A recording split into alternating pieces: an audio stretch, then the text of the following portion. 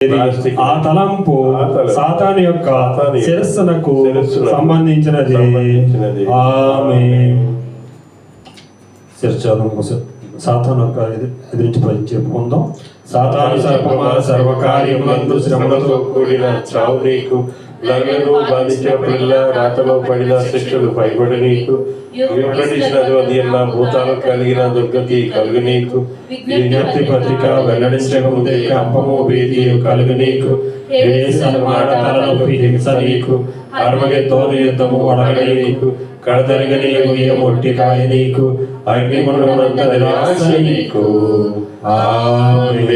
పరిచయ పత్రిక చెప్పుకుందాం. ఓ సాతానా, నీవంటే మాకు ఇష్టం లేదు కనుక నీకు పరిచయ పత్రిక ఇస్తున్నాము. ఇది రాకడ వరకు చెల్లెను. ఆ తరువాత మేము నీకు కనపడము. మా పరిచయ పత్రిక శాశ్వతం వరకు పనిచేస్తుంది. సైతాను క్రియలకు సర్వనాశనము, సైతాను క్రియలకు సర్వనాశనము, నితలంపులకెల్లా నెరవేర్పు నిజము, నితలంపులకెల్లా నెరవేర్పు నిజము. సమర్పణ ప్రార్థన చెప్పుకుందాం. అనంత దేవ, నీవు ఎల్లప్పుడు ఉండగల దేవుడు కనుక నీకు స్తోత్రములు. నీవు ఎల్లప్పుడు ఉండువాడవు కనుక నీకు అనంత స్తోత్రములు. జీవమైన దేవ, నాలోని జీవము నా బలహీనతను బట్టి జీవ స్థితిలోనికి వచ్చుచున్నప్పుడు మరలా నాలో నూతన జీవము జారపోయేదు గనుక నీకు నిత్య జీవ స్తోత్రములు. ఆమేన్. తనువులాదిదిగో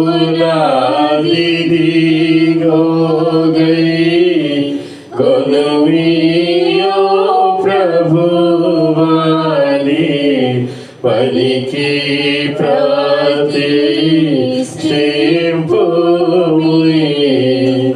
దినములు క్షణములు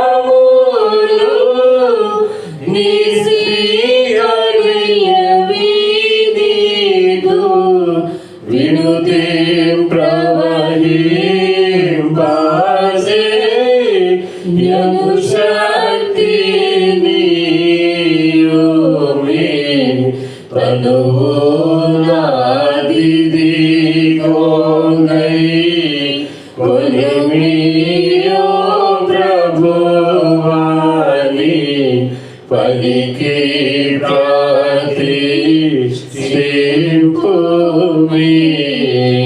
రాకడ ప్రార్థన చెప్పుకుందాం. క్రీస్తు మతము పుట్టి 19 శతాబ్దంలో అయినది. ఈ 19 శతాబ్దంలో ఏ సంగతులు జరిగినవో, ఎందరూ క్రైస్తవులైనదో, ఎన్ని రాకడ గుర్తులు జరిగినవో, ఏ గుర్తులు ఏ కాలంలో జరిగినవో, ఆ గుర్తులు జరిగినప్పుడు వాటి పని ఏమిటైనదో, ఈ గుర్తుల వలన ప్రభువునకు ఏమి మహిమ కలిగినది, ఈ విధముగా లోకములో జరిగిన మరియు జరుగుచున్న విషయములను ఒక పుస్తకములో అయ్యగారు రాసించారు. ఆ పుస్తకమును అయ్యగారు జాగ్రత్తగా దాచి ఉంచగా ఎవరో ఒకరు మరలా పంపించదనని తీసుకుని వెళ్ళినని తెలిసి ఆ పుస్తకం కొరకు రాయగా పంపించదనన్నారు గాని ఎంతవరకు పంపలేదు. ఆ పుస్తకము మరలా దొరికిన ఎడల రాకడ రాకడ గుర్తులున్నాయి, అందులో గలవు కనుక ఎంత పని అయినను చేయవచ్చును. అతి త్వరలో దొరికినట్లు ప్రార్థన చేయండి. ఆ పుస్తకము దొరికినప్పుడు అన్యులు మరియు క్రైస్తవులు ఎలాగున్నదో ఏమేమి పొందినదో తెలియగలదు. ప్రార్థన. దయగల తండ్రి, నీ రాకడకు కొందరు సిద్ధపడుచున్నారు, కొందరు సిద్ధపడటం లేదు, కొందరు సిద్ధపడవలని తలంచుచున్నారు, కొందరు సిద్ధపడవలని ప్రయత్నం చేయుచున్నారు గాని సిద్ధపడలేకపోతున్నారు. కనుక మమ్మల్ందరినీ ఈ రాకడకు సిద్ధపరిచి మీతో మేమందరము బయలుదేరి భాగ్యము అనుగ్రహించి సిద్ధపరిచి స్థిరపరచుము. ఆమేన్.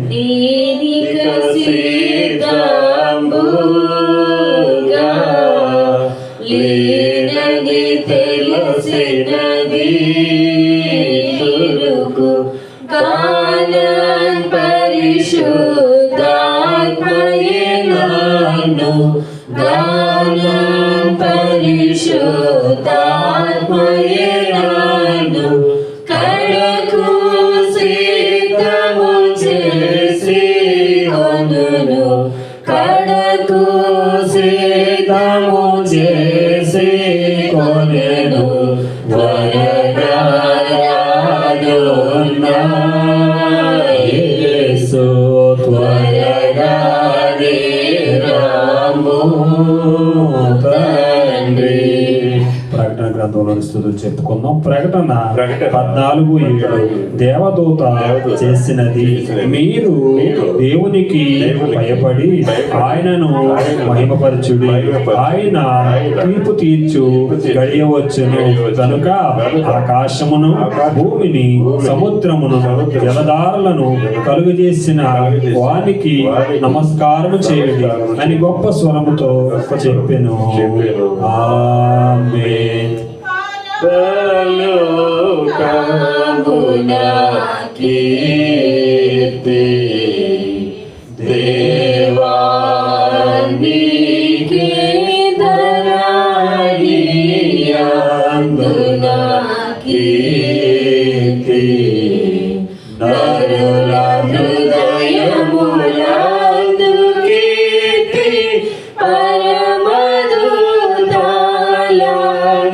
కీర్తి జరుగు కార్యములందు కీర్తి జరుగని పనులందు కీర్తి విజయ సంస్తుతులే నీకు ప్రేమ స్వరూప విజయ సంస్తుతులే నీకు. సింహాసన స్థుతి, గొర్రెపిల్ల స్థుతి, పరలోక ప్రార్థన ఒకసారి చెప్పుకుందాం. సైన్యములకు అధిపతియగు యెహోవా పరిశుద్ధుడు పరిశుద్ధుడు పరిశుద్ధుడు, సర్వలోకము ఆయన మహిమతో నిండి ఉన్నది. సైన్యములకు అధిపతియగు యెహోవా పరిశుద్ధుడు పరిశుద్ధుడు పరిశుద్ధుడు, సర్వలోకము ఆయన మహిమతో నిండి ఉన్నది. సైన్యములకు అధిపతియగు యెహోవా పరిశుద్ధుడు పరిశుద్ధుడు పరిశుద్ధుడు, సర్వలోకము ఆయన మహిమతో నిండి ఉన్నది. ఈ స్థలము ఆయన మహిమతో నిండి ఉన్నది. ఆమేన్. గొర్రెపిల్ల స్థుతి చెప్పుకుందాం. లోక పాపములను మోసుకొని పోచున్న దేవుని గొర్రెపిల్లలో క్రీస్తు మమ్మల్ని కనికరించము. లోక పాపమును మోసుకొని పోచున్న దేవుని గొర్రెపిల్లలో క్రీస్తు మమ్మల్ని కనికరించము. లోక పాపమును మోసుకొని పోచున్న దేవుని గొర్రెపిల్లలో క్రీస్తు మమ్మల్ని కనికరించము. నీ సమాధానము మాకు దయచేయము. ఆమేన్. పరలోక ప్రార్థన ఒకసారి చెప్పుకుందాం. పరలోకమందున్న మా తండ్రి, మీ నామం పరిశుద్ధపరచబడును గాక, నీ రాజ్యం వచ్చును గాక, నీ చిత్తము పరలోకమందు నెరవేర్చునట్టు భూమి మీద నెరవేరును గాక. మన ఆహారం నేడు మాకు దయచేయము. మా యొక్క అపరాధం చేసిన వారిని క్షమించిన ప్రకారం అపరాధం క్షమించుము. మమ్మల్ని శోధనలో తేగాకి తప్పించుము. రాజ్యము శక్తి మహిమ నిరంతరము తండ్రి. ఆమేన్. మరి ఇంతవరకు కార్యక్రమం జరిగించిన దేవునికి స్తుతులు చెల్లిస్తూ, మరి జరగవలసిన కార్యక్రమం కొరకు మీలో ఎవరన్నా ప్రేరేపణ కలిగిన వారు ఒక ప్రార్థించవలసిందిగా కోరుచున్నాము.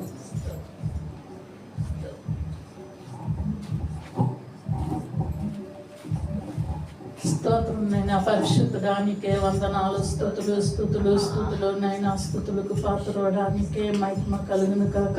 దేవాది దేవుడు తండ్రి, నీ కృప, నీ కనికరం, నీ మహిమ, నీ ప్రభావం నైనా, ఇదిగో తండ్రి ఈ గురువు చుట్టూ నీ కంచి వేయింది ప్రభు. అయ్యా ఈ బేస్మెంట్ చుట్టూ నీ దూతలు కాపుదలు ఉంచండి ప్రభు నైనా. ఇదిగో తండ్రి ప్రభు, రాని బిడ్డలు ఎవరెవరు రాలేదో ప్రభు వాళ్ళతో మాట్లాడండి. నీ కృప, నీ సహాయం బిడ్డలకు దయచేయండి ప్రభా, దర్శించండి ప్రభా, మాట్లాడండి ప్రభా. అయ్యా ఇదిగో తండ్రి ప్రభా, మీ దూతలు ఖాళీగా ఉండి కూర్చుని ఉండాలి ప్రభా. నీ కృప సహాయం దయచేయండి. ఎవరెవరు రాలేకపోతున్నారో వాళ్ళతో మాట్లాడండి ప్రభా. అయ్యా మా ప్రార్థన మీరు ఆలకించే దేవుడు తండ్రి నైనా, నీ కృప చూపించండి అయ్యా. సంఘమునైనా ఇలాగా ఖాళీగా ఉంటే ప్రభా నైనా, అయ్యా నీ దూతలు వచ్చినైనా నడిపిస్తాయి నమ్ముతున్నాము రాజా. కార్యాలు చేయండి అయ్యా, కనికరం చూపించండి. నీ కృపాని సహాయం దయచేయండి ప్రభా. ఇదిగో నైనా అయ్యా, రాని బిడ్డల సమయానికి రప్పించండి ప్రభా. నీ కృపాని సహాయం దయచేయండి. బిడ్డల ప్రభా ఏ తలంపులో వచ్చి ఉన్నారో ఆ తలంపు నెరవేర్చేదానికి నీ కృపా సహాయం దయచేయి అయ్యా. కష్టాల్లో, బాధల్లో, ఇరుకులో, ఇబ్బందులు వచ్చి ఉంటే యేసునామములో నూతన సంవత్సరంలో తీసివేయండి తండ్రి. నీకే స్తోత్రం రాజా. అయ్యా ఎంతమంది ప్రభా అకామ కోసం ఎదురు చూస్తున్నారో అకామకు సహాయం చేయండి నాయనా. అయ్యా బతాగా రాని బిడ్డలకు బతాగా వచ్చే భాగ్యాన్ని దయచేయండి. పాస్పోర్ట్ కోసం ఎదురు చూసే బిడ్డలకు పాస్పోర్ట్ సహాయం చేయండి అయ్యా. నీ కృపాని సహాయం దయచేస్తావు నమ్ముతున్నాము రాజా. ఇదిగో తండ్రి నైనా, దర్శన భాగాలు మీరు ఉండండి ప్రభా. అయ్యా నీ కృపాని సహాయం దయచే. ఈ సంఘానికి ఏం కావాలో నువ్వు ఏర్పరచుకున్నావు తండ్రి ప్రభా. అయ్యా మేము ప్రార్థన మాత్రమే చేయగలుగుతాము రాజా. అయ్యా నువ్వు తొడుకు వచ్చావుడు నువ్వే తండ్రి ప్రభా. కనికరం చూపించండి అయ్యా, దయ చూపించండి ప్రభువా. అయ్యా సంఘాన్ని పరిశుద్ధ ఆత్మతో నడిపించండి, కార్యాలు చేయండి, కనికరం చూపించండి అయ్యా. నీ కృపాని సహాయం దయచేయి. మాలో ఏదన్నా పొరపాటు ఉంటే మమ్మల్ని దర్శించండి అయ్యా, కార్యాలు చేయండి. మమ్మల్ని నైనా నీ రక్తంతో మమ్మల్ని కడగండి అయ్యా, శుద్ధి చేయండి ప్రభువా. నీ కృపాని సహాయం దయచేయి. మా మాటలు, మా సూపులు, మా నడకలు ఏదన్నా నైనా మిమ్మల్ని గాయపరిచి ఉంటే తండ్రి నైనా మమ్మల్ని కాల్చండి. అర్రికాల నుంచి వచ్చే తలదాగా మిమ్మల్ని భయపడిగా నడిచే భాగ్యాన్ని మాకు దయచేయండి అయ్యా. కార్యాలు చేయండి, కనికరం చూపించండి. ఇదిగో తండ్రి ప్రభువా అయ్యా, మా కోసం ఏదంటే దాచిపెట్టి ఉండవు వాక్యాల మమ్మల్ని నడిపించండి అయ్యా. ఏ బిడ్డ నిన్నైనా నిలబెట్టుకుంటావో 9 వారాల దింపినైనా ఆ మాటలు మాకు దయచేయండి. అద్భుత కార్యాలు చేయండి అయ్యా, ఆశ్చర్య కార్యాలు చేయండి అయ్యా. వాక్యం ద్వారా నడిచే కృపని సహాయం దయచేయండి. నీ దాసుని, నీ దాసురాలని ప్రభా అభిషేకించి నైనా నీ నామాలు నడిపించుకుంటామని యేసు పరిశుద్ధ నామాలు అడిగి వేడుకుంటున్నాము తండ్రి. ఆమేన్. ఆమేన్. అన్ని ప్రార్థనయుని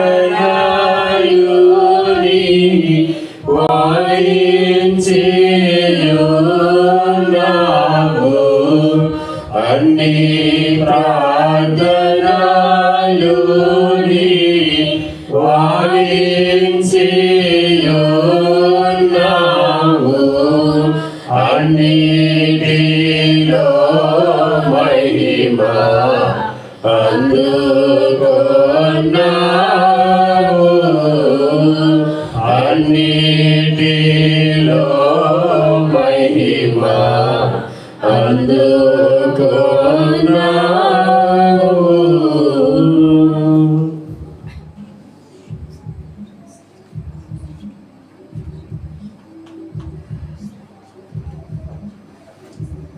దయచేసి కూర్చోనండి.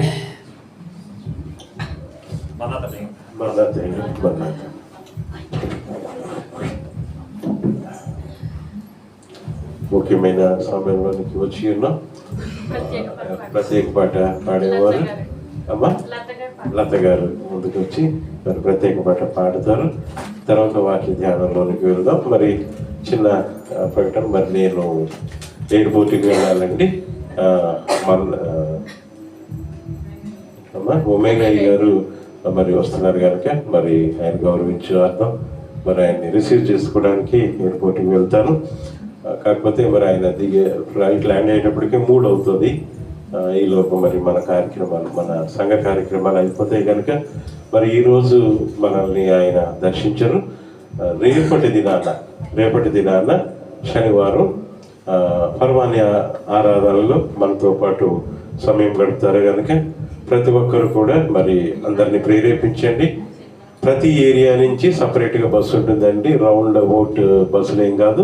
సాలిమియా నుంచి ఒక బండి ఉంటుంది, అలాగే హవాల నుంచి ఒక బండి ఉంటుంది, మంగా హవా ఫాహిల్, తర్వాత మహబుల్లాకి ఒక బస్సు ఉంటుంది. కాబట్టి మీ ఏరియా నుంచి వచ్చే బస్సుల్లో మరి మీరు అందరూ కూడా సమయానికి వస్తే ఆయనతో కొంచెం సేపు సమయాన్ని ఎక్కువ గడపడానికి అవుతుంది. మరి ఆఖరిలో చేయాల్సిన ప్రకటనలు ముందు ఎందుకు చెప్తానంటే నేను వెళ్తున్నాను కనుక.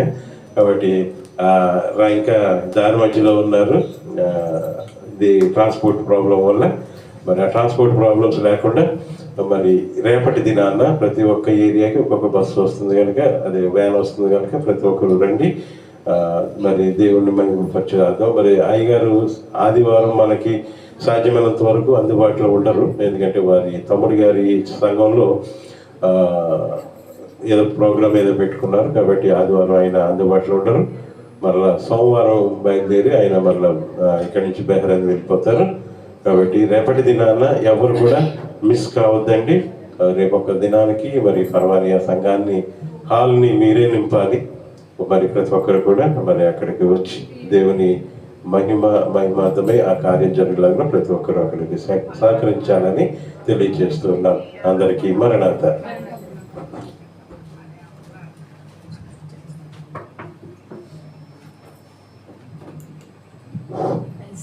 హల్లెలూయా. మరి అవకాశం ఇచ్చినటువంటి మరి అయ్యగారికి కూడి చేరవచ్చిన మీ అందరికీ కూడా నా హృదయపూర్వక వందనాలమ్మ. మరి ఈ సమయంలో ఒక పాట పాడుకుని దేవుని మహిమపరుచుకుందాం.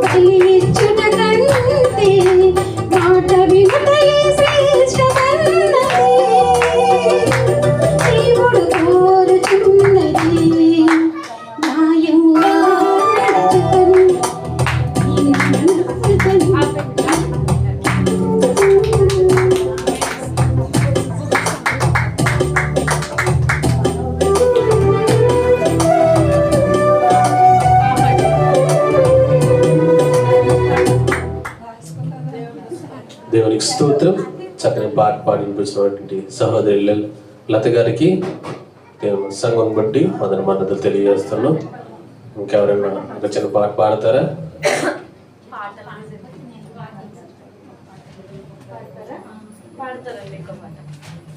ఓకే, ఒక పల్లవి చాలు. ఇంకా వచ్చి వాళ్ళు వస్తున్నారు కనుక త్వరగా.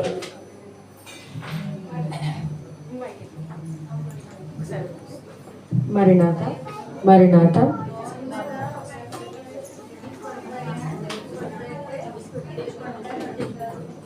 దేవునికి స్తోత్రం. హల్లెలూయా. ఈ రీతి స్తుతింతును ఓ యేసునాథా దైవమా, ఈ రీతి వర్ణింతును నీ ప్రేమ మధురమును, ఈ రీతి స్తుతింతును ఓ యేసునాథా దైవమా, ఈ రీతి వర్ణింతును నీ ప్రేమ మధురమును, నీ కృపలన్నీ తలపోసుకొనుచు నీ పాదాలు చేరాడయ్యా, నీకు కృతజ్ఞత చెల్లింపబడినా నా కన్నీళ్ళు మిగిలాయ్యా, ఈ రీతి స్తుతింతును ఓ యేసునాథా దైవమా, ఈ రీతి వర్ణింతును నీ ప్రేమ మధురంబను, ఈ కాకినై నీ దుఃఖార్తిలో ఈ తోడుగానని నాకు, ఈ మోదును ఎటు పోదును ఎటు తోచగానుండనున్నా, ఈ కాకినై నీ దుఃఖార్తిలో ఈ తోడుగానని నాకు, ఈ మోదును ఎటు పోదును ఎటు తోచగానుండనున్నా, ఈ భయము నాకేలయనుచు అభయంబునిచ్చావయ్యా, ఈ దారి కనబడని వేళ నీ ఒడిలో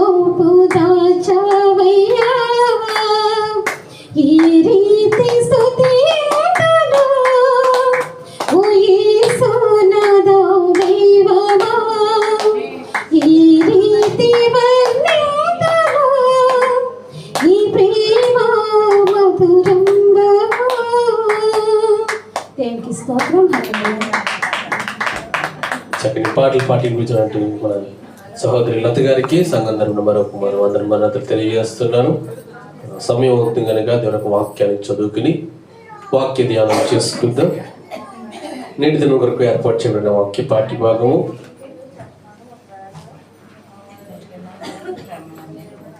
మత్తయి సువార్త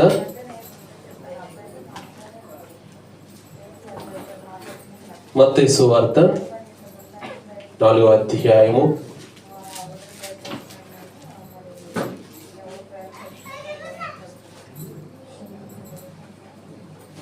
4వ అధ్యాయం 4వ వచనం చదువుకుని, అందుకాయన మనుష్యుడు రొట్టె వలన మాత్రము కాదు గాని దేవుని నోట నుండి వచ్చి ప్రతి మాట వలన జీవించును అని వ్రాయబడి ఉన్నదని. ఆమె చిన్న ప్రార్థన. మహాపరిశుద్ధుడు, మహాగణుడవు, మహాకృపగలిగిన ప్రభువా, నీ పరిశుద్ధమైన నామమునకు లెక్కింపలేని స్తుతులు, స్తోత్రములు, నమస్కారములు తెలియజేస్తున్నామయ్యా. దేవ, గతించిన సంవత్సరం అంతా ప్రభువా నీ కబుట్లో మమ్మల్ని భద్రపరిచి ఈ సంవత్సరంలో ప్రభువా ఈ మొదటి మాసములో తండ్రి దేవా ఇదిగోనే తండ్రి ఈ దినాన్ని ప్రభు నీ సన్నిధి మమ్మల్ని అందరినీ తీర్చి దేవా నీవు దేవా మమ్మల్ని ఇప్పటి వరకు ఆరాధనలో నింపగల భాగ్యం మాకు దయచేసారు. నీకు వందనములు. దేవ పాటలు ఎందుకు నివసించగల భాగ్యం మాకు ఇచ్చారయ్యా, నీకు వందనములు. దేవ సన్నిధి క్రమములో ప్రభువా నీతో సహవాసం చేసే భాగ్యాన్ని ఇచ్చారయ్యా, నీకు వందనములు, నీకు నమస్కారములు తండ్రి. అతి ప్రాముఖ్యమైన సమయానికి మేము వచ్చి ఉన్నాం. ఈ సమయంలో నీకు నిలబడిన ప్రభువా దేవా, నీవు దర్శనం మరుగు చేసుకుని ప్రభువా నీవే మాకు కావాల్సిన వర్తమానమును మా అందరికీ దేవా నీవే వాక్యధారిగా మా మధ్యకి దిగి వచ్చి నీవే దేవా మా అందరికి అనుగ్రహించు. నజరేయుడైన యేసుక్రీస్తు నామములో వేడుకొని ప్రార్థిస్తున్నాం తండ్రి, ఆమేన్. మన తండ్రి అయిన దేవుని నుండి కుమారుడైన యేసుక్రీస్తు నుండి కృపా సమాధానం మీ అందరికీ కలుగును గాక, ఆమేన్. నీ మాట జీవము గలదయ్యా యేసయ్యా, నీ మాట సత్యము గలదయ్యా, నీ మాట జీవము గలదయ్యా యేసయ్యా, నీ మాట సత్యము గలదయ్యా. ఏది మారినా నీ మాట మారదయ్యా, ఏది ఆగినా నీ మాట మారదయ్యా. నీ మాట జీవము గలదయ్యా యేసయ్యా, నీ మాట సత్యము గలదయ్యా, నీ మాట జీవము గలదయ్యా యేసయ్యా, నీ మాట సత్యము గలదయ్యా. దేవునికి స్తోత్రం. దేవుని నామమునకే మహిమ కలుగును గాక. గతించిన దినాల్లో మనము దేవుని యొక్క వాక్యాన్ని ధ్యానం చేసాం. ఆయన యొక్క వాక్యము ఎటువంటిది, ఆ వాక్యములో ఏమి ఇమిడి ఉన్నవో, ఒక వాక్యం యొక్క అర్థం ఏమిటో, ఆ వాక్యం మనల్ని ఏ రీతిగా నడిపిస్తుందో ప్రతిదీ మనము తెలుసుకుని ఉన్నాం. దీని యొక్క వాక్యం యొక్క ఉద్దేశము, అలాగే వాక్యములో ఉన్న జీవము, అలాగే వాక్యములో మనకు జలం వంటిదని, అలాగే దేవుని యొక్క వాక్యం మనల్ని పరిశుభ్రంగా ఉంచుతుందని, అలాగే దేవుని యొక్క వాక్యం మనకు మన జీవితాలకు వెలిగిస్తుందని చెప్పుకున్నాం. అలాగే దేవుని యొక్క వాక్యం ఎటువంటిదని చెప్పుకున్నాం, మనకు ఆహారం వంటిది, ఆత్మీయ ఆహారం వంటిది అని మనం చెప్పుకున్నాం. దేవుని యొక్క వాక్యము అదే మనం ధ్యానం చేసుకుందాం. ఇక్కడ చూస్తే కనుక మత్తయి సువార్త 4వ అధ్యాయం 4వ వచనంలో, అందుకు ఆయన మనుష్యుడు రొట్టె వలన మాత్రము కాదు గాని దేవుని నోట నుండి వచ్చు ప్రతి మాట వలన జీవించునని వ్రాయబడి ఉన్నదనెను. ఇక మనం చూస్తే గనక ఈ యొక్క వాక్యం మనం చూస్తే కనుక ముఖ్యంగా దేన్ని గురించి మనం ఉందంటే, ఇక్కడ దేవుడు ఎవరు, ఎక్కడ మనుషుడు రొట్టె వలన మాత్రమే కాదు కానీ, అంటే రొట్టె అంటే ఏంటండి, ఆహారం. ఇక ఒక మనుష్యుడు ఆరోగ్యంగా ఉండాలంటే ఏది అవసరం, ఒక మనుషునికి ఆహారం అవసరం. ఆరోగ్యానికి మూలము సరైన పోషకాహారం తీసుకోవడం. ఈ లోకంలో ఉన్న ప్రతి ఒక్కరూ కూడా ఎవరైతే ఆ మంచి ఆహారము, ఆరోగ్యకరమైన ఆహారం తీసుకోరో వారు దీర్ఘకాలిక వ్యాధులతో బాధపడతారు. డయాబెటీస్ అవ్వచ్చు, లేకపోతే ఇంకా మనం చూసుకున్నట్లయితే అనేక ఉన్నాయి, క్యాన్సర్, అలాగే దీర్ఘకాలిక ఏం కనబడితే మనకు ఊపిరితిత్తుల సమస్యలు, అలాగే హార్ట్ అటాక్లు, ఇవన్నీ వస్తాయి. దీనివల్ల సరైన ఆరోగ్య ఆహారాలు పాటించకపోవడం వల్ల, సరైన విధానంలో తినకపోవడం వల్ల మనం తీసుకునే ఆహారము మనల్ని ఏం చేస్తుందండి, మనల్ని రక్షిస్తుంది. దేని నుండి, అనారోగ్యం నుండి. ఆరోగ్యంగా ఉండడానికి ఆహారము చాలా ఉపయోగపడుతుంది. మనం తీసుకునే ఆహారం ఎలా ఉండాలంటే, మనం తీసుకునే దాంట్లో పళ్ళు ఉండాలి, అలాగే కాయగూరలు ఉండాలి, ఇంకా ఏమి ఉండాలి, తృణధాన్యాలు అంటే బియ్యము, గోధుమలు, ఇంకా చూసుకుంటే ఇంకా నట్స్, ఇవన్నీ ఉండాలి. ఇవాళ ఆరోగ్య సూత్రాలు చెప్తాను అనుకోకండి, అసలు దానికి వెళ్దాం, కంగారు పడకండి. మనం ఆరోగ్యంగా ఉండాలంటే ఏం కావాలి, ప్రతిదీ కూడా మనము తీసుకోవాలి. ఇంకా మనం చూస్తే ఇంకా ఏం కావాలి, ఏం కనబడితే పప్పులు, ఇంకేం కనబడితే, ఇంకేమున్నాయి తింటారని మీరు ఎవరైనా తింటలేదా, చెప్పరే, నేను ఒక్కడే తిన్నట్టు ఉంది. ఇక్కడ ఆకుకూరలు తింటారు, ఇంకేం తింటారు, అన్ని తింటారు. చికెన్ మటన్ తింటారా? ఓకే. ఏదైనా సరే మనం తీసుకుని మనము ఆరోగ్యంగా ఉండాలంటే ప్రతిదీ మనము తీసుకోవాలి. ఈ సృష్టిలో ఉన్న ప్రతి దేవుడైతే ఏమైతే ఏర్పాటు చేశారో ప్రతిదీ కూడా మనం ఎప్పుడైతే తీసుకుని ఉంటామో మనము సంపూర్తిగా దేవునికి మనం ఆరోగ్యంగా ఉండగల భాగ్యాన్ని మనం ఉంటుంది. ఇంకా మనము తీసుకున్న ఆహారంలో తీసుకోవాల్సినవి ఒక 3 ఉంటాయి. ఏంటవి? ఉప్పు తగ్గించాలి, ఇంకేం తగ్గించాలి, షుగర్ తగ్గించాలి, ఇంకేం తగ్గించాలి, క్రొవ్వు పదార్థాలు అంటే ఇంకా ఆయిల్, ఇటువంటి ఫుడ్ తగ్గించాలి. ఎందుకు తగ్గించాలి? ఇవి ఉండడం వల్ల ఏమవుతుంది, మనము మనం సరైన విధానంలో మనకి జీవితాన్ని మనం తీసుకెళ్ళం, కనుముట్టించలేము. ఎప్పుడైతే మనకు ఆహారం మంచిగా ఉంటుందో, మనం తీసుకునే వాటిల్లో మరి ముఖ్యంగా ఉంటావో, మంచి ఆహారం వల్ల ప్రయోజనాలు ఏంటంటే శరీరం ఆరోగ్యం ఉంటుంది, తర్వాత మానసిక ఆరోగ్యం ఉంటుంది, ఇంకా శక్తి స్థాయిలు పెంచుతుంది. అంటే మనము చేసే పని ఇంకా చురుకుగా చేయగలము. మనం మంచి ఆరోగ్యంగా ఉండాలంటే ఆరోగ్యమైన ఫుడ్తో పాటు క్రమం తప్పకుండా వ్యాయామం ఉండాలి. అలాగే మనము తరచుగా ఏం తీసుకోవాలి? నీరు తీసుకోవాలి. నీరు ఎంతమంది తాగుతున్నారు ఇక్కడ? మనం తాగుతారు, ఎంతవరకు కొంతవరకు తాగుతారు. ఎందుకంటే మనం ఎక్కడ ఉంటున్నాం? ఏసీలో ఉంటాం. పొద్దున్న లేచిన నుంచి సాయంత్రం మనం పడుకునే వరకు ఏసీలో ఉంటాం. దానివల్ల ఏం తాగలేము? నీరు తాగలేము. నీరు ఎందుకు ముఖ్యమే అంటే మన శరీరంలో 70% నీటితోనే నింపబడి ఉంటుందంట. దీన్ని బట్టి మనం ఏం చేస్తాం? ఏం తిన్నాం చెప్పాలి. 70% ఏం తింటున్నాం? మనం ఫుడ్ తింటాం, 30% నీరు తాగుతాం.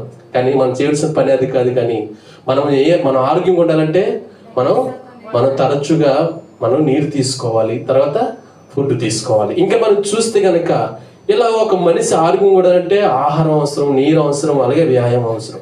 అలాగే ఒక మనిషి ఆత్మీయంగా హెల్తీగా ఉండాలంటే, ఆరోగ్యంగా ఉండాలంటే ఏం అవసరం? దేవుని యొక్క వాక్యం అవసరం. అదే వాక్యం మనం చదువు.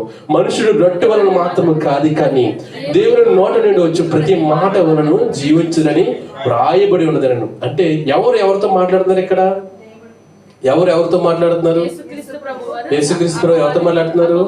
అపవాదితో మాట్లాడుతున్నారు. యేసుక్రీస్తు ప్రభు వారు బాప్తిసం పొందిన తర్వాత ఆయన ఎక్కడికి వెళ్ళారు? అరణ్యంలో 40 దినాలు ఉపవాసం చేసి ఉన్నారు. ఆ సమయంలో సాతాను శోధించడానికి వచ్చి ఏ విధంగా శోధిస్తున్నాడు?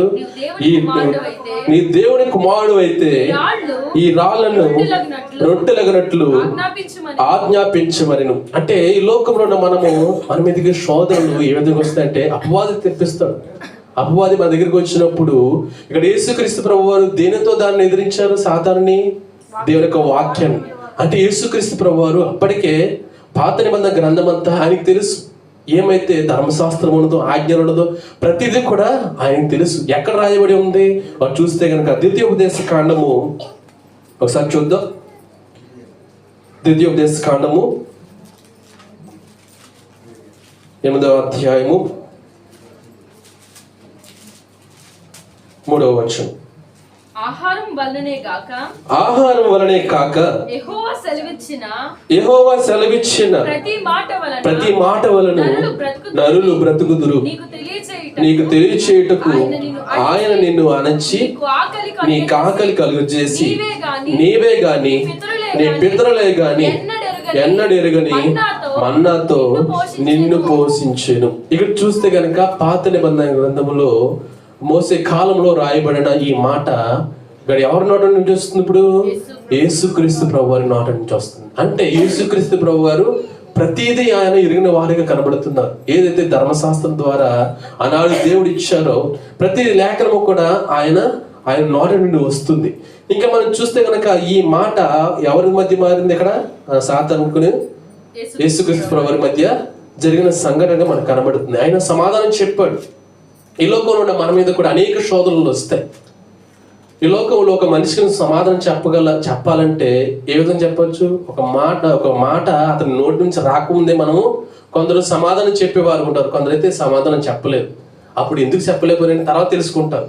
కానీ కొంతమంది పెద్దలు ఏమంటారు? వెంటనే సమాధానం చెప్పలేవు, అసలు ఏంటి నీ బతుకేంటి, నువ్వేంటి అన్నట్టు మాట్లాడతారు. ఆ బ్రతుకు, ఆ మాట వల్ల జ్ఞానము నీకు ఈ లోకమును నేను నడిపిస్తుందేమో కానీ పరమునకు నిన్ను చేర్చదు. ఈ లోక జ్ఞానం నీకు ఈ లోకములు ఉన్నంత వరకే, కానీ ఈ బైబిల్లో ఉన్న జ్ఞానము నిత్య జీవం వెళ్ళే వరకు నేను నడిపిస్తుంది. ఇక్కడ యేసుక్రీస్తు ప్రభు వారు ఏ విధంగా సమాధానం చెప్పారంటే దేవుని మాట ద్వారా సాతానుకు జవాబు ఇచ్చారు, సమాధానం చెప్పారు. ఏం చేశాడు? ఏం చేశాడు? సాతాను ఏం చేశాడు? వెనక్కిపోయాడని లేకపోతే ఇంకా శోధించాడా? ఇంకా శోధించాడు. కానీ దేని ద్వారా దేవుడు యేసుక్రీస్తు ప్రభు వారు సమాధానం చెప్పారు? దేవుని యొక్క వాక్యం ద్వారా. ఈ లోకములో ఉన్న మనకు శోధనలు వస్తున్నప్పుడు, సాతాను శోధిస్తున్నప్పుడు, ఏదో ఒక విధంగా పాపంలో పడాలి అని చూస్తున్నప్పుడు ఈ లోక జ్ఞానం నీకు పనికిరాదు. ఈ లోకం ఉన్న జ్ఞానం నీకు ఎందుకు పనికిరాదు?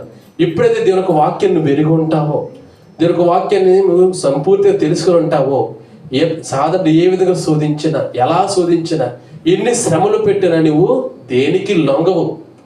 అనేక మంది స్త్రీలను చూస్తే గనక ఈ దేశానికి వచ్చిన వారు ఒంటరిగా ఈ లోకంలో తన ప్రయాణం సాగించి ఇంట్లో ఉన్న పరిస్థితులను బట్టి కుటుంబాన్ని వదిలి ఎలా రాగలిగారు? ఒక ధైర్యము, దేవుడిచ్చిన ఆలోచన, ఆయన నడిపింపుని బట్టి ఇక్కడికి రాగలిగారు. ఎందరో రావాలని ఆలోచిస్తారు, ఎందరో ప్రయాణం చేయాలి, ఎప్పుడో చోట మనం వెళ్ళాలి అని ఆలోచిస్తారు, కానీ రాలేకపోతారు. ఎప్పుడైతే దేవుని మీద నువ్వు ఆధారపడి ఉంటావో, ఏదేమైనా నీ చిత్తమే ప్రభు అని ఎప్పుడైతే నువ్వు అనుకుంటావో, ఖచ్చితంగా దేవుడు నిన్ను హెచ్చిస్తాడు, నిన్ను గణపరుస్తాడు, నిన్ను ఆశీర్వదిస్తాడు. ఇంకా మనం చూస్తే కనుక ఈ వాక్యంలో వచనం మనకి ఏ విధంగా కనబడుతుందంటే, ఒక వాక్యము ఒక మనిషి భౌతిక ఆహారము అవసరమే అయినప్పటికీ దేవుని వాక్యము ద్వారా వచ్చే ఆత్మీయ ఆహారము చాలా ముఖ్యమని ఒక వచనం ద్వారా మనకు తెలుస్తుంది. ఇంకా ఈ వచనం యొక్క ప్రాముఖ్యత ఏమంటే, దేవుని మాటలను అనుసరించడం, వాటిపై ఆధారపడడం ద్వారా నిజమైన జీవితం అలాగే ఆశీర్వాదం వస్తుందని యేసుక్రీస్తు ప్రభువు బోధించారు. ఇది దేవునిపై సంపూర్ణ విశ్వాసము అలాగే విధేయతకు మనకు కారణము కనబడుతుంది. ఇంకా మనం చూస్తే గనక యేసుక్రీస్తు ప్రభువు వారు ఈ యొక్క లోకములో తన ప్రయాణం సాగిస్తున్నప్పుడు ఎన్నో శోధనలు వచ్చాయి. దేవుని యొక్క చిత్తాన్ని నెరవేర్చడానికి ఆయన ఈ లోకానికి వచ్చారు. మనము కూడా ఎందుకు ఈ లోకానికి వచ్చామో ఎప్పుడైనా మనం ప్రశ్నించుకున్నామా? లేదు. మనం ఎప్పుడు కూడా ఎలా ఉంటామంటే, మనం ఈ లోకం వచ్చాం, మన టార్గెట్ ఏంటి? మంచి గృహం కట్టుకోవాలి, పిల్లలకి వివాహం చేయాలి, వారికి మంచి జీవితం ఇవ్వాలి. మనం ఎలా ఉన్నా, తిన్నా తినకపోయినా సరే వారి గురించి ఆలోచిస్తాం. అదే కాకుండా మనం ఎప్పుడైతే దేవునికి ప్రాధాన్యత ఇస్తామో, యేసుక్రీస్తు ప్రభు వారు తన జీవితంలో దేవుని యొక్క మాటలకు ప్రాధాన్యత ఇచ్చిన రీతి మనకు కనబడుతుంది. మనము కూడా మన యొక్క జీవితంలో ఎప్పుడైతే దేవునికి ప్రాధాన్యత ఇస్తామో, ఖచ్చితంగా ఎటువంటి సోదరు అనేటువంటి వ్యాధనైనా నువ్వు భరించగలిగి ముందుకు అడుగు వేయగల శక్తి దేవుడు నీకు దయచేస్తాడు. కొంతమంది అంటారు, నేను చాలా శోధనలో పడిపోతున్నానండి, అసలు నేను ఈ లోకంలో ఉంటున్నాను, నాకే అర్థం కావడం లేదన్నట్టు చెబుతూ ఉంటారు. కానీ ఎప్పుడైతే దేవునితో నీవు సాంగత్యం చేస్తావో, నీ యొక్క విధానము దేవునితో నడిచి ఉంటుందో, నీ జీవితం ఎప్పుడైతే దేవునిలో లోబడి ఉంటుందో, ఖచ్చితంగా ఈ లోకంలో వచ్చిన ప్రతి ఏ శోధనకైనా నీవు ఖచ్చితంగా దేవునికి దానికి సమాధానం చెప్పగల స్థితి నీకు ఉంటుంది. ఇంకా మనం చూస్తే గనక అపోస్తలుడైన పౌలు ఒక మాట చెప్తారు. ఎఫెసీయులకు రాసిన పత్రిక 6వ అధ్యాయము, ఈ లోకములో శోధనను అపవాదం ఎలా ఎన్నుకోవాలో అపోస్తలుడైన పౌలు ద్వారా ఒక మాట మనకు కనబడుతుంది. ఒకసారి చూద్దామండి. ఎఫెసీయులకు రాసిన పత్రిక 6వ అధ్యాయము 16-17 వచనాలు. ఇవన్నీ కాక విశ్వాసమును డాలు పట్టుకొనుడి, దానితో మీరు దుష్టుని అగ్ని బాణములన్నిటిని ఆర్పుటకు శక్తిమంతులగుదురు, మరియు రక్షణయును శిరస్త్రాణమును దేవుని వాక్యమును ఆత్మ ఖడ్గమును ధరించుకొనిడి. ఇప్పుడు చెప్పాలి, అపోస్తలుడైన పౌలు ఎఫెసీయుల సంఘానికి ఏం చెప్తున్నారండి? దేన్ని పట్టుకోవాలంట? విశ్వాసమును డాలు పట్టుకొనిడి, దానితో మీరు దుష్టిని అగ్ని బాణములు అంటే ఆర్పుటకు శక్తిమంతులగుదురు. ఎన్నో శోధనలు మన మీద రప్పించాలని ఆ సైతానుడు పన్నాగం పడుతాడు. మనం ఏ లోకంలో ఉన్నాం? పాప లోకంలో ఉన్నాం. ఎవరికి రాజ్యం ఇక్కడ వెళుతుంది? అపవాదిక రాజ్యం వెళుతుంది. ఈ రాజ్యములో దేవుని సాతానికి విరోధముగా, సాతాను పందగా ఒక బాణాలకు నువ్వు లొంగకుండా ఉండాలంటే నువ్వేం చేయాలంటే, మరి ముఖ్యంగా విశ్వాసమును డాలు పట్టుకోవాలి. ఇంకా రక్షణయను శిరస్త్రాణమును దేవునికి వాక్యమును ఖడ్గమును ధరించుకొనుడి. దేవునికి వాక్యం మనకు ఖడ్గము కనబడుతుందంటే, అపవాదేసే ఆ బాణములకు అది మనకు ఖడ్గముగా మనల్ని కాపాడుచున్నది. ఇంకా మనం చూస్తే కనుక అదే ఒక వాక్యములో దీని యొక్క వాక్యము ఏ విధంగా ఇక్కడ మనకు కనబడుతుంది. బైబిల్లో చూస్తే కనుక 2 తిమోతి రాసిన పత్రిక 3వ అధ్యాయం 16-17 వచనాలు. దైవజనుడు సన్నద్ధుడై ప్రతి సత్కార్యమునకు పూర్ణముగా సిద్ధపడి ఉండునట్లు దైవావేశము వలన కలిగిన ప్రతి లేఖనము ఉపదేశించుటకును ఖండించుటకును తప్పుదిద్దుటకును నీతి యందు శిక్ష చేయుటకును ప్రయోజనకరమై ఉన్నదని చెప్తున్నారు. ఇక్కడ ఏ విధంగా కనబడుతుందంటే, దేవుని వాక్యము ఖండించడానికి అలాగే తప్పు దిద్దుటకు అలాగే నీతి యందు శిక్షణ చేయుటకు మనకు ప్రయోజనకరమైనది. ఈ లోక జ్ఞానం మనకు కావాలంటే, మన పిల్లలకు కావాలంటే మనం ఏం చేస్తామండి?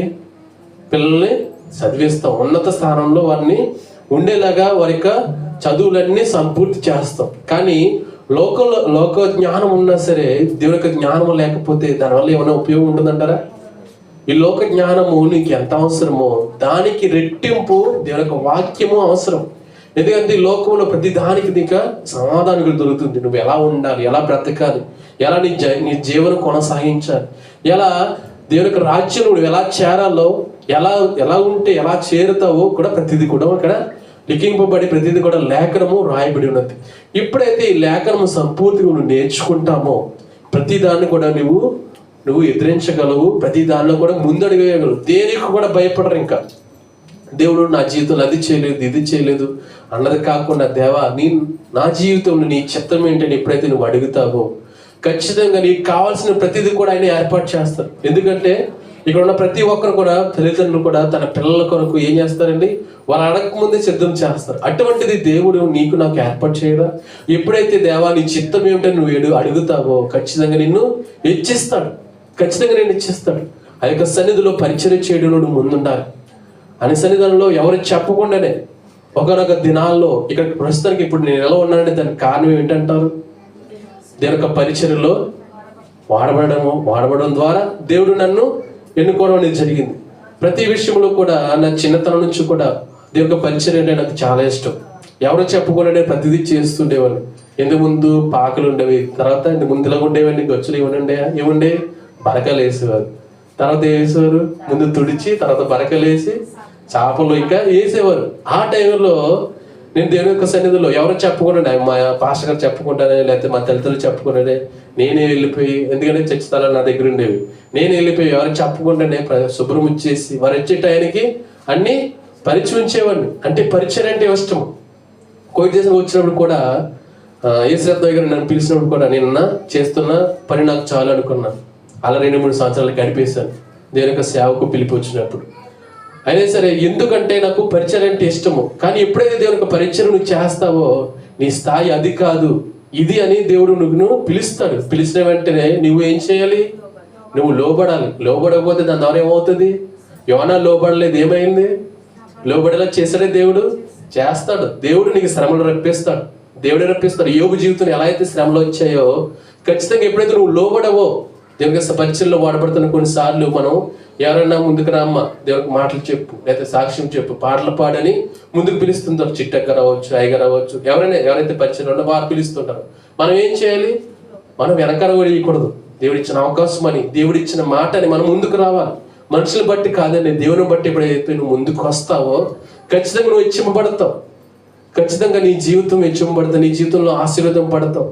ఇప్పుడు చూడని గొప్ప కార్యం చూస్తావు నీ జీవితంలో. ఎప్పుడైతే నువ్వు సంపూర్తిగా నీ యొక్క జీవితాన్ని నువ్వు సమర్పణ చేసుకుంటావో, దేవా ఏదైనా నీ చిత్తమే, నీ చిత్తం నాయన నెరవేర్చాలని ఎప్పుడైతే నువ్వు అడుగుతావో ఖచ్చితంగా దేవుని యొక్క చిత్తాన్ని చూస్తావు. ఆయన యొక్క చిత్తం ఎలా ఉంటుందంటే నిన్ను అందరిలో ఇచ్చించేవారు ఉంటాడు. దేవుడు నేను గణపరిచేవారు ఉంటాడు. నువ్వు చేస్తున్న పని అది కాదు, నువ్వు చేసుకోవాల్సిన పని ఇదని ఆయన తీసుకొచ్చి ఒక ఉన్నత స్థాయిలో నేను నిలబెడతాడు. ఎప్పుడైతే ఆయన పరిచర్యలో పాలి భాగస్తులుగా ఉన్నప్పుడు నీ పరిచర్యలు నీకు అప్పగించిన పని ఏమి చేయాలి, ఏ విధంగా చేయాలి? బల నమ్మకమైన దాసులు ఎప్పుడైతే చేస్తావో నువ్వు హెచ్చింపబడతావు. కోటింట్లో పని చేస్తారు, అలాగే కంపెనీల్లో పని చేస్తారు. కొంతమంది చూస్తే ఎవరైనా వచ్చారు, యజమానులు వచ్చినప్పుడు ఎలా చేస్తారండి? మనం కాకుండా వేరే వాళ్ళు ఎప్పుడైనా చూసారు ఎవరైనా అలాగా? ఆయన లేనప్పుడు ఒకలా చేస్తారు, యజమానులు ఉన్నప్పుడు ఒకలా చేస్తారు. వారు ఏమన్నా గుర్తింపబడతారా? గుర్తింపబడరు. ఎప్పుడైతే యజమానుడు ఉన్నా లేకపోయినా ఒకేలా నీ పని ఉంటుందో, నమ్మకంగా నీ పని చేస్తావో నువ్వు హెచ్చింపబడతావు. గతంలో నేను చేస్తున్న కంపెనీలో ఒక పిల్లోని పెట్టాను, పనికి రమ్మని పిలిస్తే పిలవడం జరిగింది. ఒక పిల్లోని పెట్టాను. పెడితే కనుక వాడు పని చేసినప్పుడు చేస్తున్నాడు, కానీ ఎవరు లేని సమయంలో ఫోన్ చూసుకుంటూ పని చేస్తున్నాడు. దానివల్ల ఏమైనా పని అవుతుందా? అవదు. ఒకనొక టైంలో వచ్చేసాడు, ఎవరికి చెప్పకుండా మా కంపెనీ బాస్ ఎవరికి చెప్పడు, స్పీడ్గా వచ్చేస్తాడు. వచ్చేసి ఏం చేస్తాడు చూస్తాడు, వెళ్ళిపోతాడు. అలాగే వచ్చినప్పుడు ఈ పిల్లడు ఏం చేస్తాడో ఫోన్ చూసుకుంటా ఉంటున్నాడు. ఏమైంది ఇప్పుడు? ఆ నమ్మకం అంతా కోల్పోయింది లేదా? మళ్ళీ ఎప్పుడు వచ్చినా వేరే ఫోన్ అడుగుతున్నాడు అంటే దాన్ని బట్టి ఏంటి చేస్తున్న వాళ్ళు ఉపయోగం ఉందా? పని చేస్తున్నాడు, ఇంకో వేరే పని కూడా చేస్తున్నాడు, దానివల్ల ఉపయోగం ఉందా? లేదు. ఎప్పుడైతే నీ పనిలో నువ్వు నీ మగ్నం కలిగి ఉంటావో, ఎప్పుడైతే నీకు అప్పగించిన పని నువ్వు సంపూర్తిగా చేస్తావు, యజమానుడు నీ దగ్గర ఉన్నా లేకపోయినా దేవుడు చూస్తున్నాడని ఎప్పుడైతే నువ్వు నమ్మకంగా చేస్తావు, ఖచ్చితంగా నువ్వు హెచ్చింపబడతావు. నేను చేస్తున్న కంపెనీలో గతంగా ఇప్పుడు వచ్చి ఇంచుమించు 10 సంవత్సరాలు అయిపోయింది. నాతో పనిచేస్తున్న వాళ్ళు ఏ శాలరీకి వచ్చారో అదే శాలరీ ఇప్పుడు వరకు దాంట్లోనే కొనసాగించబడతాను. కానీ నేను ఏ శాలరీకి అయితే వచ్చానో దాన్ని దేవుడు రెట్టింపు చేశాడు. ఖచ్చితంగా రెట్టింపు చేశాడు. నేను కనీసం ఒక ఎగ్జాంపుల్ ఒక 15 దినాలకు వచ్చాను అనుకోండి, ఉడికి దాన్ని రెట్టింపు చేసి ఒక 30 దినాలుగా నాకు దేవుడు ఇస్తున్నాడు. ఆ విధంగా నేను హెచ్చింపబడతాను. వారిని ఎందుకు హెచ్చించలేదు? నిన్నెందుకు హెచ్చించారంటే ఎప్పుడైతే నువ్వు నమ్మకం చేస్తావు, వారు ఉన్నా లేకపోయినా ఒకే విధంగా నీ పని ఉండాలి. అలాగే దేవుని యొక్క పరిచర్యలో కూడా, అనేక పరిచర్య విధానంలో కూడా నువ్వు ఒకేలా ఉండాలి. నన్ను చూస్తున్నారని ఒకలాగా, చూడడం లేదని ఒకలాగా మనం ఉండకూడదు. ఎప్పుడైతే నమ్మకం ఉంటావో ఖచ్చితంగా హెచ్చింపబడతావు. ఇంకా దేవుని యొక్క వాక్యం మనకి ఏమని సెలవిస్తుందంటే, ఆ యొక్క వాక్యం ఎలా మనకు కనబడుతుంది? ఆనాటి దినాల్లో ఇశ్రాయేలు జనాంగాన్ని కొన్ని లక్షల మందిని ఎవరు నడిపించారు? మోషే నడిపించారు. ఎవరి ద్వారా? దేవునిగా వారి యొక్క తినుచున్న ఆహారం వల్ల నడలేదండి, దేవుని యొక్క మాట ద్వారా వారు నడిచారు. మనం చదువుకున్న ద్వితీయోపదేశ కాండం ఒకసారి చూద్దాం. మొదటి నుంచి వారు కనబడుతుంది మరి వివరంగా. ద్వితీయోపదేశ కాండము 8వ అధ్యాయము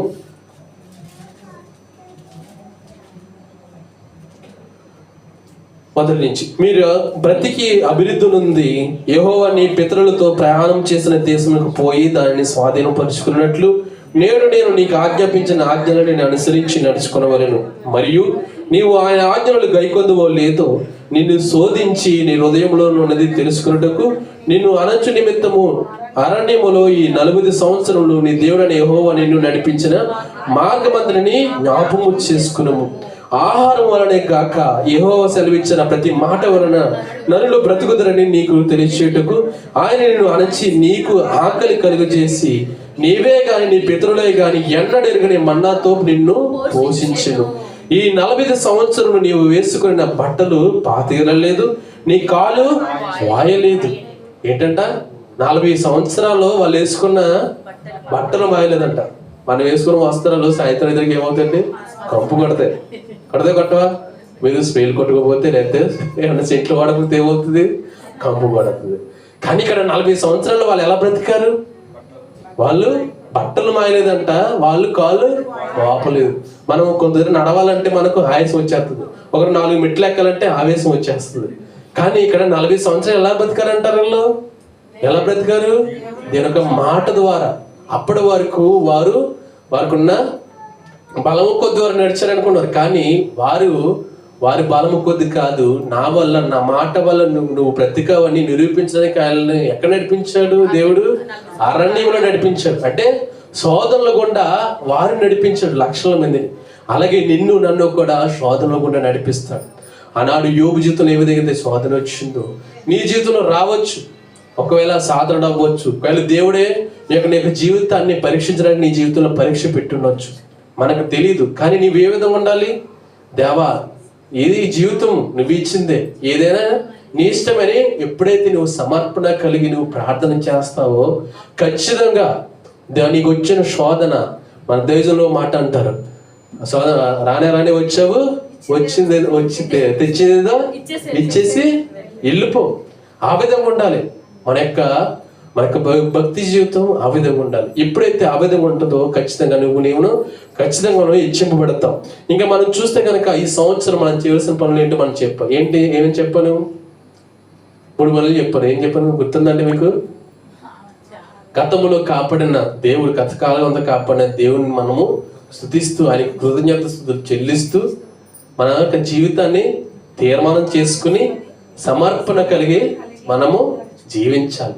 ఎప్పుడైతే ఈ 3 నువ్వు పాటిస్తావో ఖచ్చితంగా నీ యొక్క జీవితంలో ఖచ్చితంగా నువ్వు ఆశీర్వదింపబడతావు. ఎందుకంటే ఆయన చేసిన మేలుని బట్టి నువ్వు ఆయన స్తుతిస్తున్నావు. అదే కాకుండా నీ జీవితాన్ని తీర్మానం తీసుకుని నీ జీవితంలో సమర్పణ జీవితం కలిగి, ఎటువంటి సమర్పణ? దేవుని యొక్క వాక్యాన్ని అనుసరించే సమర్పణ. ఈ లోకములో అనేక మంది తీర్మానాలు చేస్తారు.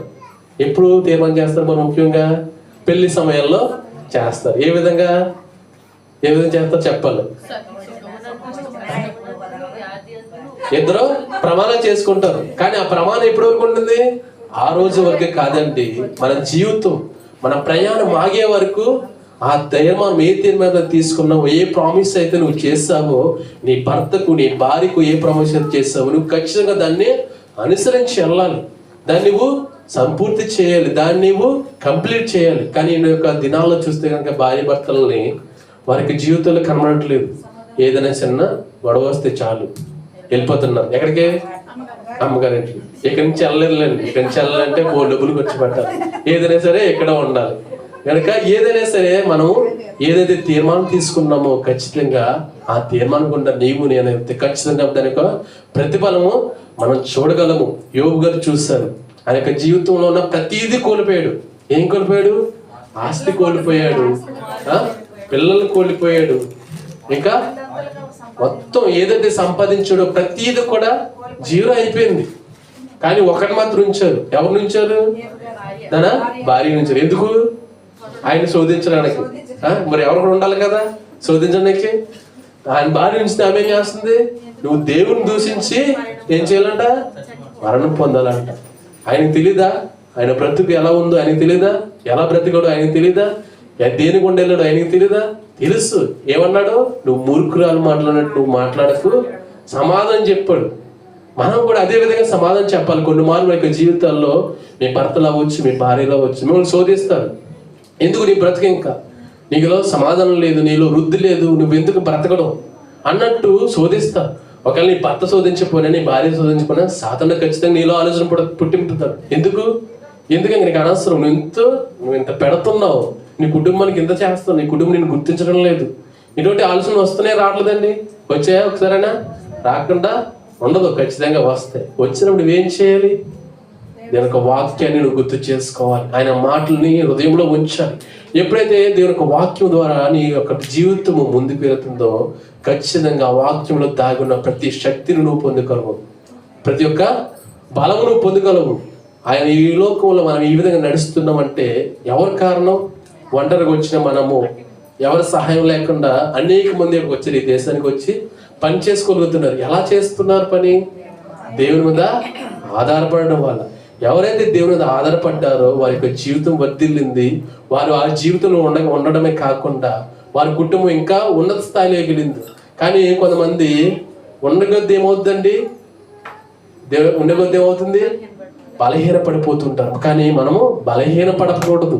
ఎప్పుడైతే నీ ఒక వాక్యంలో నువ్వు బలంగా ఉంటావో ఖచ్చితంగా ఎటువంటి శోధన వచ్చినా సరే నువ్వు దేనికి లొంగవు. ఇక్కడ అపోస్తలుడైన పౌలు చెప్పిన మాట ఏంటంటే, ఇప్పుడు మనం చదివిన ఎపిసోడ్ రాసిన పత్రిక 6వ అధ్యాయము 16-17. దైవజనుడు సన్నద్ధుడై ప్రతి సత్కారమును పూర్ణముగా సిద్ధపడి ఉన్నట్లు దైవావయసము కలిగిన ప్రతి లేఖనము ఉపదేశించుటకును, ఖండించుటకును, తప్పుదిద్దుటకును, నీతి యందు శిక్ష చేయుటకును ప్రయోజనకరమైనది.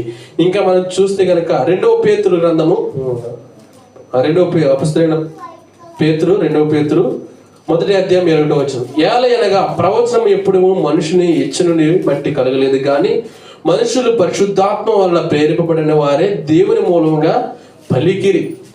ఈ పరిశుద్ధ గ్రంథంలో ప్రతి లేఖనము కూడా, ప్రతి మాట కూడా ఎవరి ద్వారా రాయబడిందండి? మనుషులు బట్టి కాదండి. అంటే నిర్గమకాండము మోషే గారు రాశారు. ఇంకా ఇక్కడ చూస్తే అనేక మంది ప్రవక్తలు రాశారు.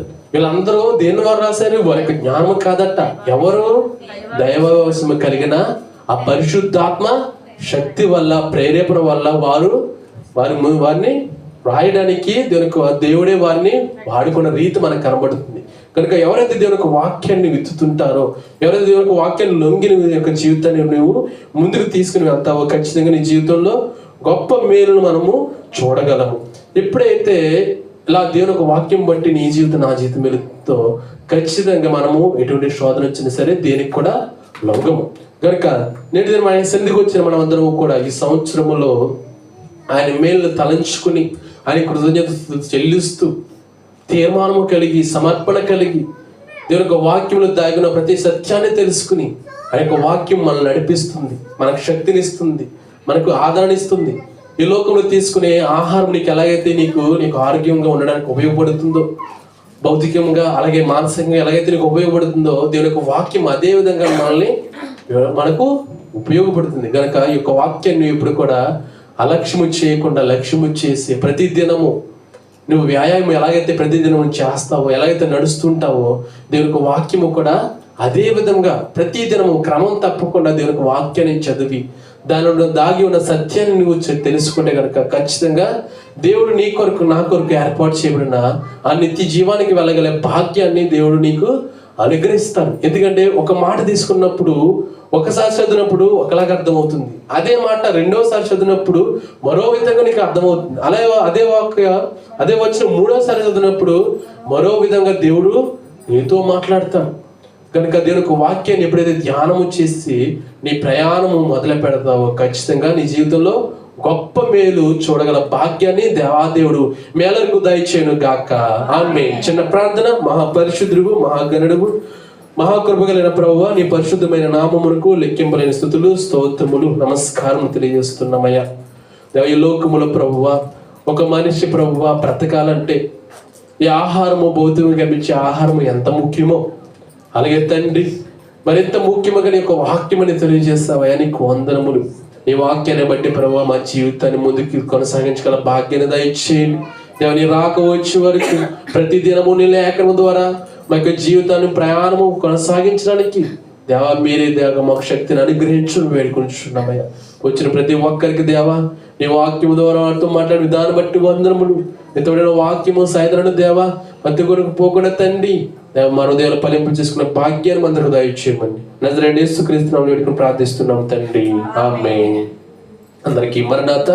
ఈ యొక్క అవకాశం ఇచ్చిన త్రియేక దేవునికి నా వందన మరణాతలు. అలాగే ఈ సమయాన్ని ఇచ్చిన సత్యమయ్య గారికి, అలాగే చిట్ట గారికి, వాక్యం మీ అందరికీ నా యొక్క వందన మరణాతలు. అందరికీ మరణాత.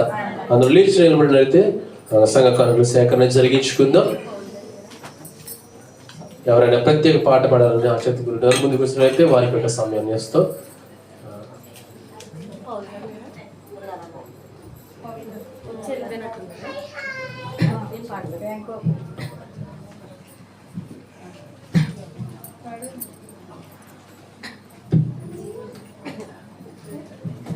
సంతోష వస్త్రం మాకు ధరింపచేసావు, మా దుఃఖ దినములు సమాప్తపరిచావు. సంతోష వస్త్రం మాకు ధరింపచేసావు, మా దుఃఖ దినములు సమాప్తపరిచావు. సంతోషం యేసు వందనం, నీవిచ్చిన సంతోష వస్త్రముకై స్తుతి స్తోత్రం ప్రతినిత్యం మా దేవానికి అర్పింతు. సంతోష వస్త్రం మాకు ధరింపచేసావు, మా దుఃఖ దినములు సమాప్తపరిచావు. సంతోష వస్త్రం మాకు ధరింపచేసావు, మా దుఃఖ దినములు సమాప్తపరిచావు. అలాగే సేకరించబడిన కానుకల నిమిత్తం మన మధ్యలో ఉన్నటువంటి ఏస్తరం వారి వచ్చి ప్రార్థన చేస్తాం.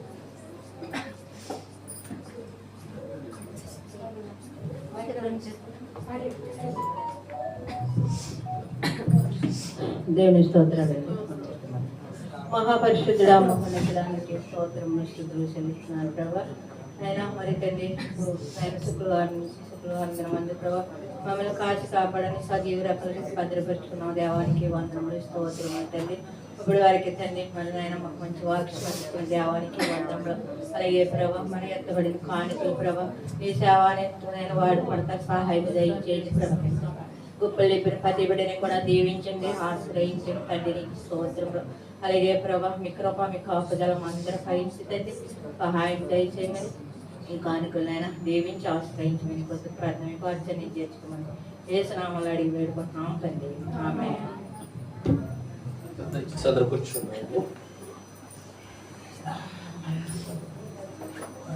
నేటి దిన సంఘమునికి ఎవరైనా నూతన వచ్చిన వారు ఉన్నట్లయితే లేచి నిలబడితే వారిని సంఘం పరిచయం చేసి వారికి నిమిత్తం ప్రార్థన చేయడం జరుగుతుంది.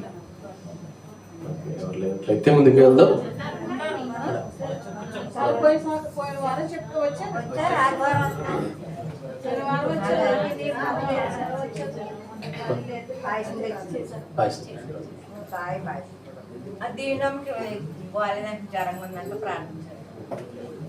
అలాగే ఈ సమయంలో సాక్ష్యములకు సమయం కనుక మీ జీవితంలో దేవుడు చేసిన కార్యాన్ని పంచుకోవాలని ఆసక్తి గారు ముందుకు వచ్చినట్లయితే వారికి ఈ సమయం ఇవ్వడం జరుగుతుంది. దయచేసి సాక్ష్యం పంచుకోవాల్సిందిగా తెలియజేస్తుంది.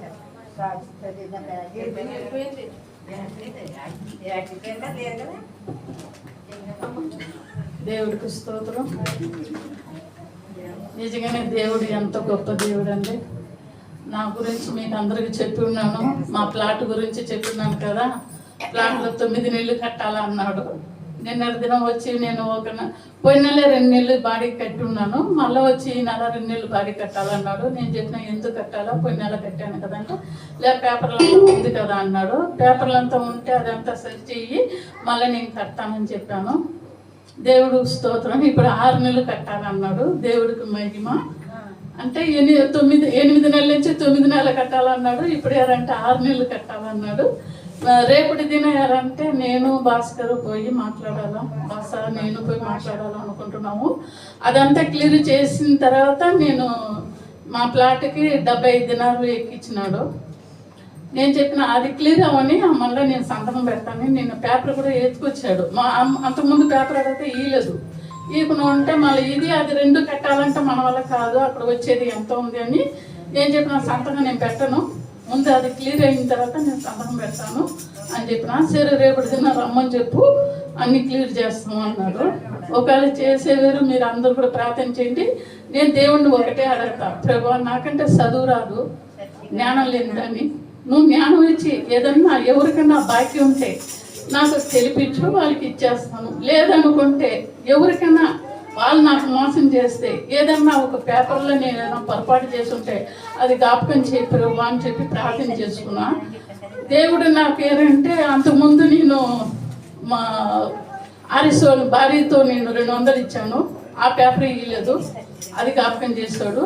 మళ్ళీ రెండేసారి ఏంటంటే ఆర్ఎస్తో 200 ఇస్తే అది కూడా ఇవ్వలేదు అని చెప్పి నాకు చెప్పేప్పుడు వాడు ఆపరేషన్ చేసుకుని ఉన్నాడు. అప్పుడు నేను అడగల, ఆ పేపర్ నేను మర్చిపోయినాను. మళ్ళీ రెండోసారి 200 కట్టేప్పుడు కూడా ఆ పేపర్ నాకు ఇవ్వలేదు.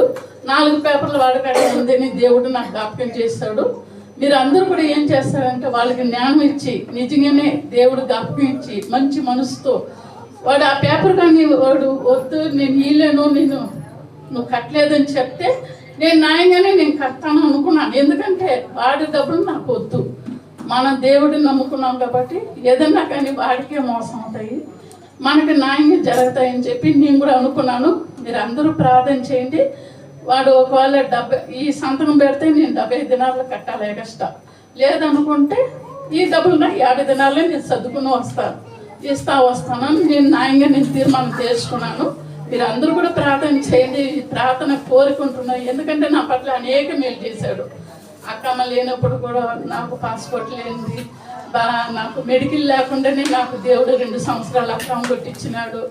నా ఎన్ని సంవత్సరాలు నాకు కరెంటు బిల్లు కూడా మీరు అందరూ ప్రార్థన చేశారు. 1600 దినాలు నాకు ఎక్కడ వచ్చిందో నాకంటే తెలియదు. ఆ సమయాన్ని దేవుడు ఏ సమయానికి ఇవ్వాలనుకుంటే ఆ సమయానికి ఇచ్చి నన్ను దేవుడు కృపలో నాకు కరెంటు బిల్లు కూడా కట్టేదానికి నాకు ఇచ్చినాడు. అప్పుడంతా కూడా దేవుడు కృపలో నాకు మా యజమానులే నాకు సహాయం చేశారు. దేవుడు మహిమ కలుగును కాక. అలాగనే మీరు అందరూ కూడా ప్రార్థన చేయాలా. రేపటి దినం నేను ఇంకా దేవుడు సన్నదానికి కొంచెం బాకీ ఉన్నాను.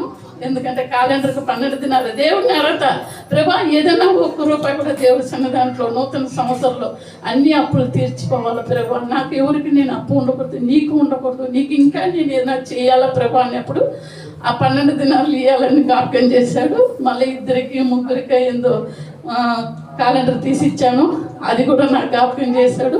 అన్నీ కలిపి దేవుడి సన్నదాంట్లో ఈరోజు ఇచ్చేసి దేవుడిని మహిమపరచని మీరు అందరూ కూడా ప్రార్థన చేయండి. ఇంకా ఏదన్నా దేవుడి సన్నిధిని చేయాలనుకుంటే ఆయనే చేపించుకోవాలా. నాకు దేవుడు మహిమ కలుగును.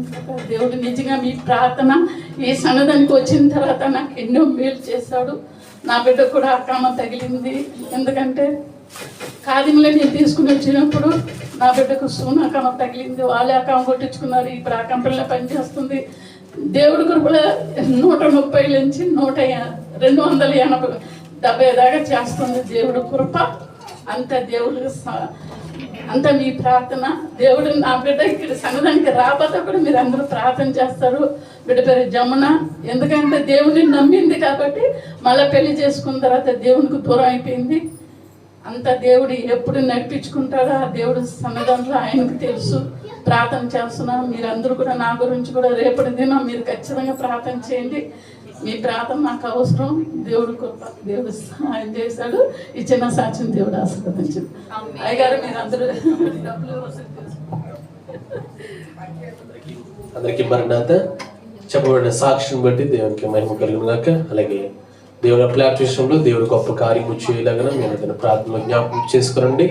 అలాగే తల్లిగారి సొంతమ్మ గారి నిమిత్తం, అలాగే కుమార్తె జమున గారి నిమిత్తం కూడా తప్పకుండా మీరు ప్రతి ఒక్కరు ప్రార్థించారు. ఎందుకంటే జమున గారు వచ్చినా రాకపోయినా ప్రతి నెల ఆమె దేవుని సన్నిధికి కానుక పంపిస్తూ ఉంటారు. ఎందుకంటే నేను రాస్తుంటాను కదా, నాకు తెలుస్తూ ఉంటుంది ప్రతి ఒక్కరు ఎవరు తెస్తున్నారు, ఎవరు ఏం చేస్తున్నారు అన్నీ కూడా నాకు తెలుస్తూ ఉంటాయి. కనుక ఖచ్చితంగా అందరూ ప్రార్థించండి.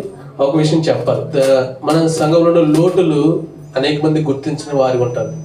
దేవుడు సుమతమ్మ గారి ద్వారా ఈ సంవత్సరంలో ఒక పరికరం మనకు కనబడుతుంది.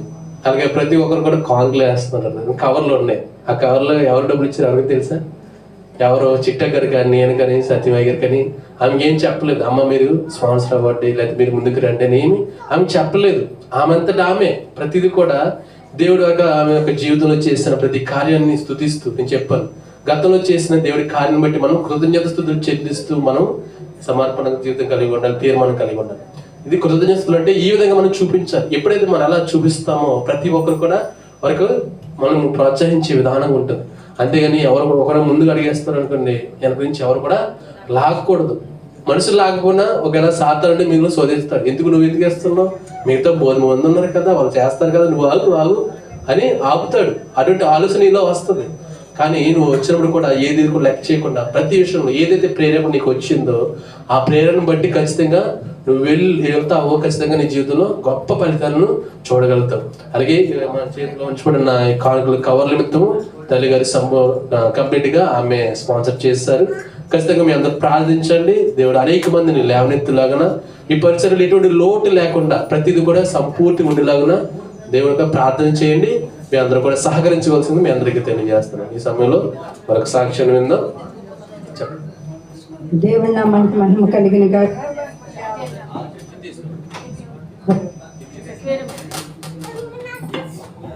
హలో, ఇదేమా ప్లేస్, చిట్టగ్గర ప్లేస్. దేవుడి నామానికి మహిమ కలిగిన గాక. అందరికీ నా యొక్క 200 మన్నతులండి. సేవకులు, పరిశుద్ధులు, అభిషక్తులు వచ్చిన వారందరికీ కూడా నా యొక్క 200 మన్నతులు. కోయిట బైపిస్తుంది తరపుంచి నా కుటుంబం నుంచి కూడా దేవుడు మిమ్మల్ని, మీ కుటుంబాన్ని దేవుడు దీవించిన కాక. మరి అలాగే నా కుమార్తె విషయంలో, కళ్యాణ విషయంలో మరి తీసుకొచ్చాను. కానీ ఇప్పుడు 4 నెలలు వస్తుంది, 22 మరి వచ్చిన దగ్గర నుంచి కూడా నేను అంటే దూరంగా పనికి పంపించకూడదని పెట్టుకున్నాను. నేను మరి చాలా దూరం నుంచి పనులు వస్తున్నాయి, ఎక్కువ జీతంతో పనులు వస్తున్నాయి. కానీ నేను దగ్గర 10 సంవత్సరాలు పాస్పోర్ట్ ఇక్కడ అయిపోయింది నాకు. 10 సంవత్సరాలు కూడా ₹1 నేను అక్కమ్మకి ఇవ్వకుండా దేవుడు నన్ను జ్ఞాపకం చేసుకొని 10 సంవత్సరాల అక్కమ్మ కూడా దేవుడు వాగ్దానం పెట్టి నన్ను కొట్టింట్లో బయటికి తీసుకొచ్చి దేవుడు కొబ్బరి పెట్టి 10 సంవత్సరాల అక్కమ్మ కూడా దేవుడు ఫ్రీగానే కొట్టించాడు. మళ్ళీ నెల నాకు 23 అక్కమ్మ ఉంది.